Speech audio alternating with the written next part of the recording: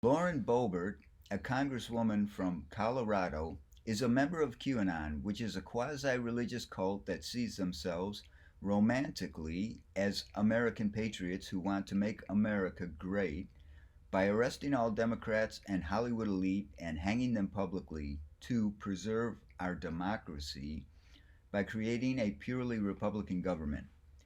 Many at the Capitol insurrection were QAnon, and much of the milling around you've seen on video was them just waiting orders from Trump, per their cultish myth of the Great Awakening. I suggest you research it, as if you're not part of QAnon and they succeed, you'll be hanging in the town square sooner or later. In a nutshell, the myth is Trump, chosen by God, will release the Kraken along with the top brass in the military, and that is the great awakening they were waiting for in the Capitol. You can imagine these people can be very dangerous.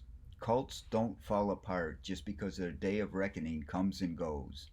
We're stuck with this for a while, and Lauren Boebert and other recently elected congressfolk are part of this cult.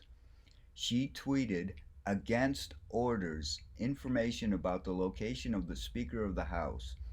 We can assume, given the cult's mythology, Boebert thought the Great Awakening was happening, and as part of this quasi religious war, it was her delusional patriotic duty to provide whatever assistance to the upcoming massacre she could, so QAnon could install a Republican government under Trump, God's chosen one. This is the kind of government we are hurtling towards, one where the servants of care nothing about American history, the Constitution, democracy, or the American stability much of the rest of the world relies on. We are pitied by our allies and openly mocked by our adversaries. QAnon and Boebert care nothing of these things. They've chosen an alternate reality. They use alternative facts to define their beliefs. Real world problems aren't a concern of theirs.